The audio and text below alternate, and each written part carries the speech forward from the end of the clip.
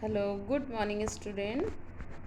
आज हम nationalism in Europe का पार्ट 1 देखेंगे। The French revolution and the idea of the nation. ठीक है, यहाँ पे ये देखना है कि फ्रेंच रेवोल्यूशन के क्या फ्रेंच फ्रेंच रेवोल्यूशन और राष्ट्र का मतलब नेशन का क्या विचार था, क्या आइडिया था, वो हमको यहाँ पे देखना है। The first clear expression of nationalism came with the French revolution in 1789। यहाँ पे जो नेशनलिज्म का जो भाव था वो फर्स्ट पहली एकदम मतलब क्लियर एक्सप्रेशन ऑफ नेशनल ये आया आपका अभिव्यक्ति क्लियर अभिव्यक्ति आई आपका 1789 में। ठीक है, फ्रेंच रेवोल्यूशन के साथ 1789 में आया। French, as you would remember, was a full-fledged territorial state in 1789 under the rule of an absolute monarch। है ना, यहाँ पे ये दिया है कि 1789 में फ्रेंच एक ऐसा राज्य था जिसके संपूर्ण भूभाग पर फुल फ्लेज वो टेरिटोरियल स्टेट था। ठीक है, निरंकुश राजा का उस पर पूरे उस फ्रेंच पे पूरे वहाँ पे एक निरंकुश राजा का आधिपत्य था। है ना, फुल फ्लेज टेरिटोरियल स्टेट था वो। इन 1789 under the political and constitutional changes that came in the wake of the French Revolution led to the transfer of sovereignty from the monarchy to a body of French citizens। यहाँ पे ये दिया गया है कि French revolution से जो political और मोनार्ची है ना बदलाव हुए, उससे हमारे यहाँ जो मोनार्ची सिस्टम में ये एक राजतंत्र से निकलकर एक एक फ्रेंच सिटीज़न के ग्रुप में वो चेंज हो गया वो। ठीक है, the revolution proclaimed that it was the people who would henceforth constitute the nation and shape its destiny। इस रेवोल्यूशन ने घोषणा की कि अब लोगों के द्वारा मतलब राष्ट्र का गठन होगा और वे ही उसकी नियति, उसके रूल्स, उसके रेगुलेशन जो भी है, उसका शेप जो है शेप इट्स डेस्टिनी, यानी कि उसका भी जो भी नियति या रूप होगा वो लोगों के द्वारा यहाँ के किया जाएगा। इनके वहाँ के जो पीपल्स हैं, सिटीजन्स हैं, उनके द्वारा किया जाएगा। For the every beginning, the French revolutionaries introduced various measures and practices that could create a sense of collective identity among the French people।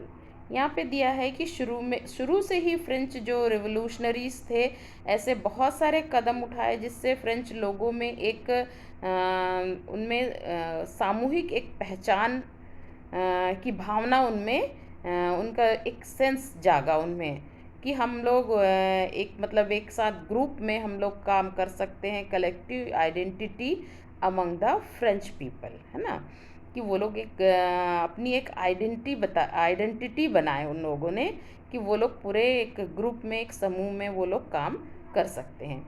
The ideas of la patrie the fatherland, है ना, ला पैट्रिया ने fatherland, and le citoyen ये है the citizen, emphasized the nation of a united community enjoying equal rights under a constitution।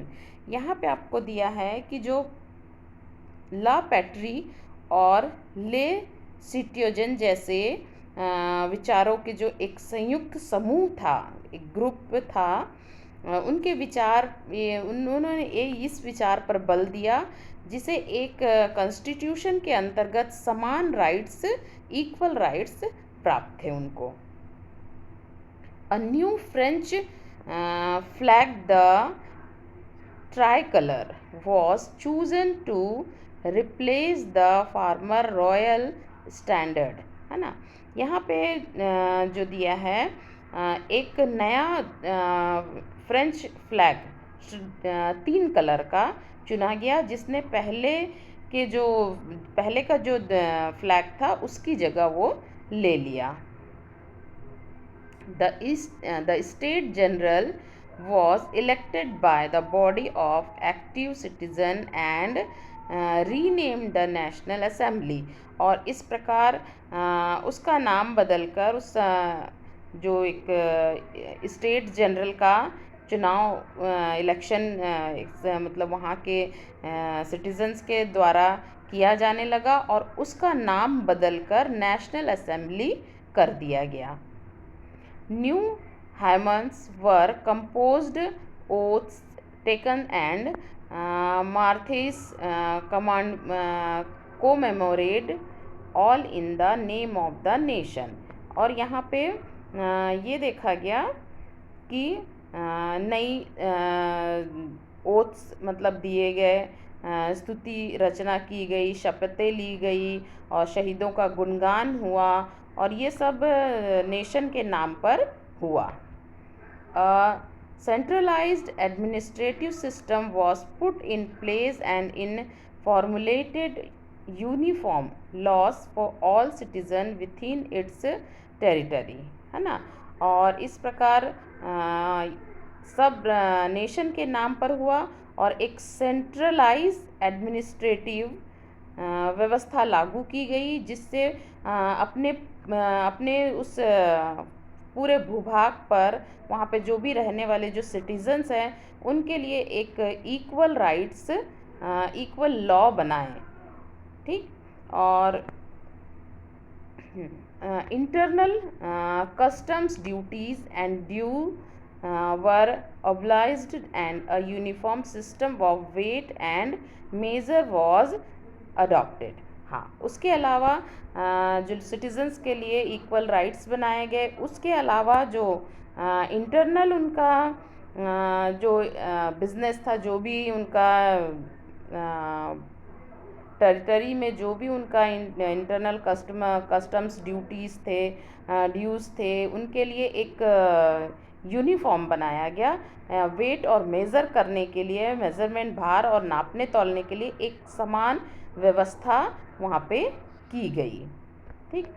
Regional dialect were discouraged and French as it was spoken and written in Paris become the common language of the nation।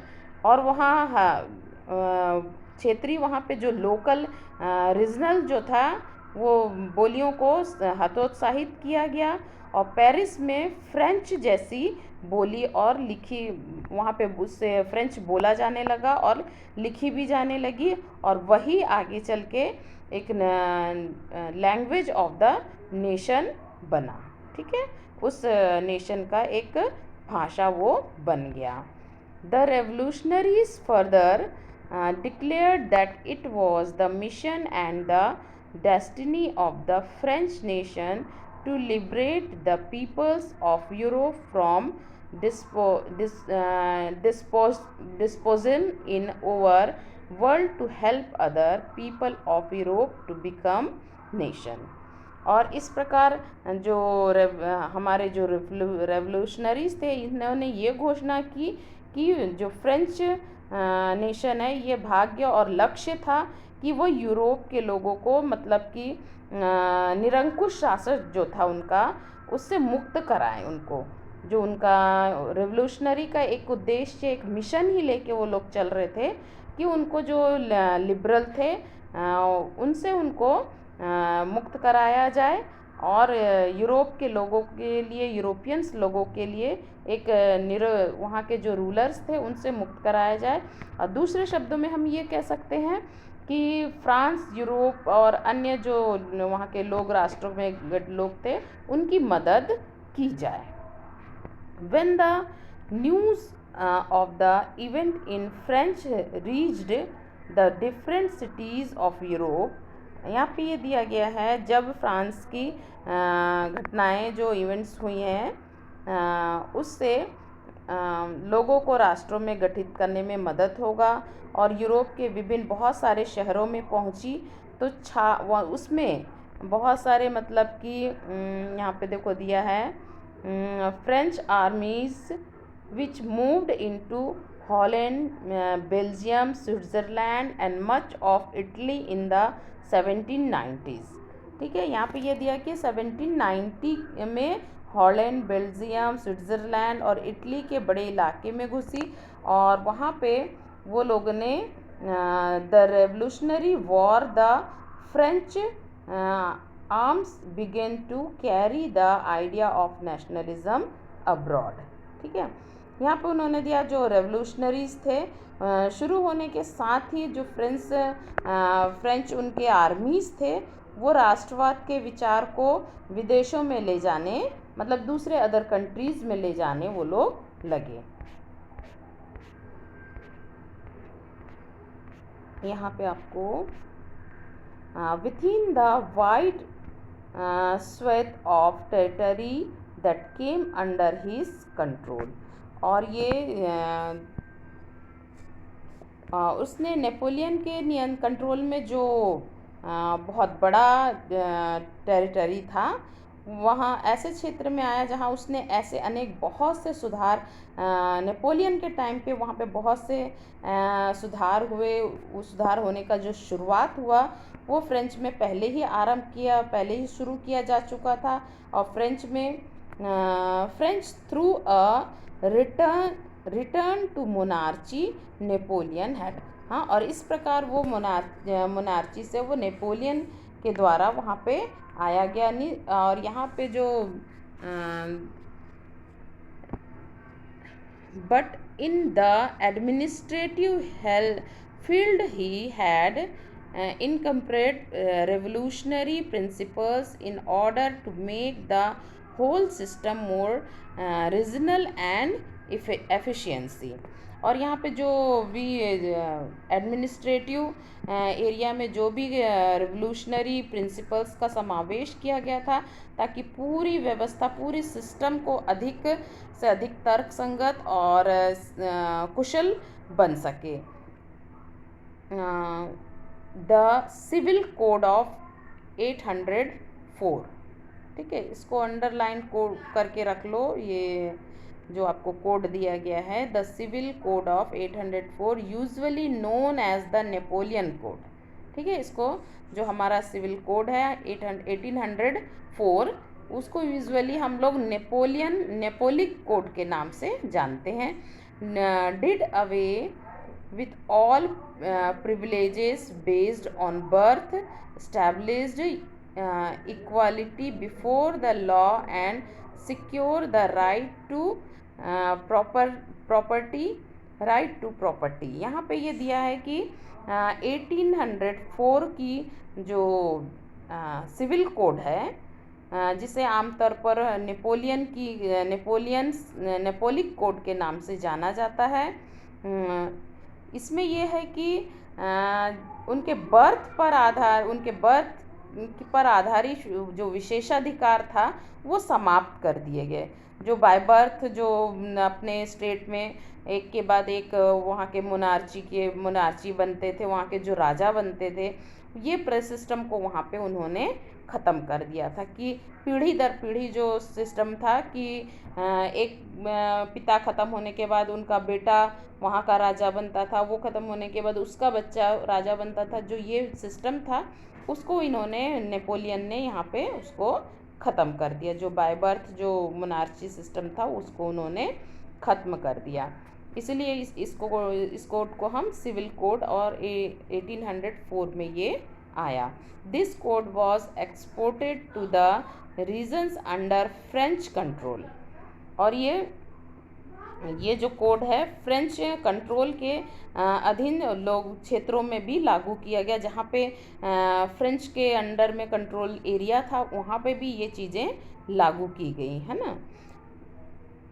In the Dutch Republic, in Switzerland, in Italy and Germany, Napoleon simplified administrative divisions, abolished the feudal system, and freed peasants from the serfdom and manorial dues. यहाँ पे ये दिया गया है कि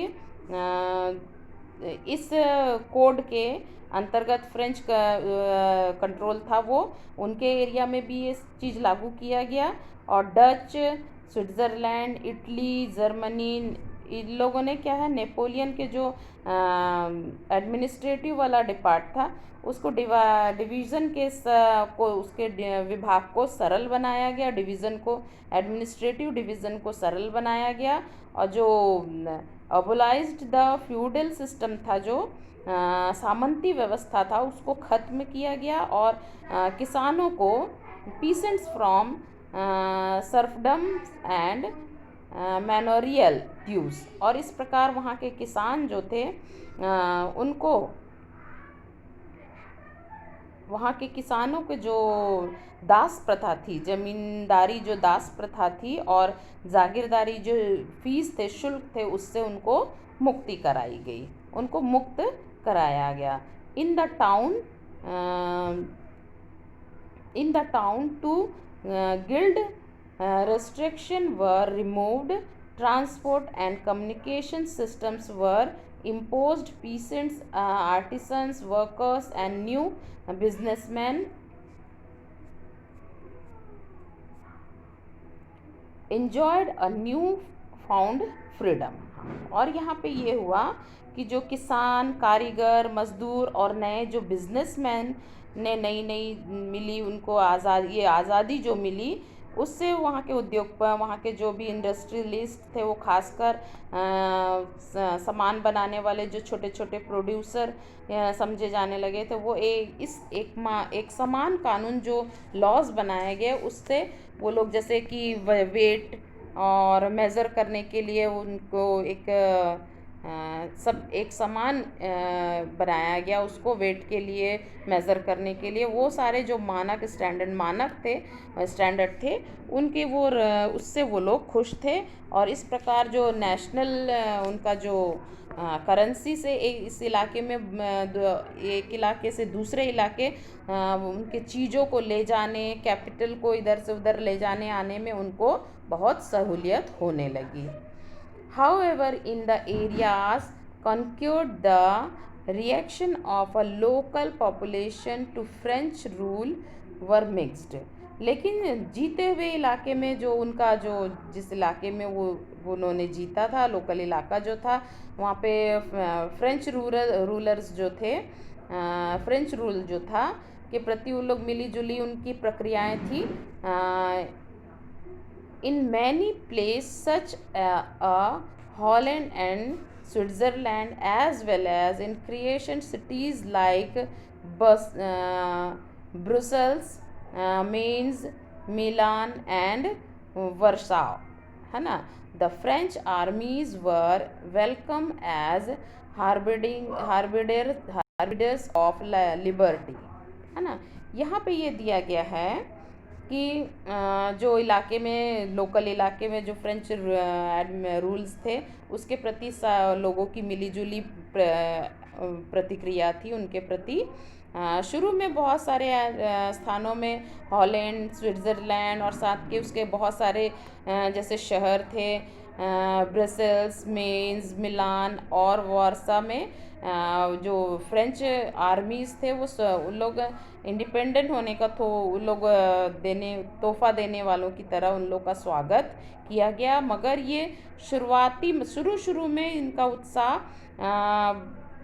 शीघ्र मतलब जल्द ही उनके जो एनिमी में वो बदल गया। और जब देखिए इसमें आगे में दिया गया है, but the initial enthusiasm soon turned to hostility, है ना, as it became clear that the new administrative arrangement did not go hand in hand with political freedom. यहाँ पे ये दिया गया है कि जो ये अभी तक तो नेपोलियन का जो भी काम था वो अच्छा लग रहा था लोगों को, लेकिन मगर शुरू में तो ये अच्छा लगा, लेकिन बाद में ये एनिमीज़ में बदल गया। और जब ये साफ होने लगा, लोगों को ये क्लियर समझ में आने लगा कि जो न्यू एडमिनिस्ट्रेटिव सिस्टम है वो उनके पॉलिटिकल इंडिपेंडेंस के अनुरूप वो नहीं है, और बढ़े हुए टैक्स, सेंसरशिप और बाकी यूरोप में जो भी जीते हुए जो फ्रेंच आर्मीज़ थे वो ज़बरदस्ती उसमें भर्ती हो रहे थे, उनमें मतलब उनको भर्ती किया जा रहा था, और ये सब नुकसान उनके एडमिनिस्ट्रेशन चेंजेस के कारण में हुआ था। और इससे वो लोग, उनको नहीं लगता था कि ये चेंजेस से ये एडमिनिस्ट्रेटिव चेंजेस जो उन्होंने किया है इससे उनके लिए ज़्यादा फ़ायदा हो सकता है, ये उनको अब नज़र आने लगा कि जो शुरू में तो उनको लगता था कि उनका एडमिनिस्ट्रेशन बहुत अच्छा है, उससे बहुत अच्छा उनके लिए आगे फ्यूचर हो सकता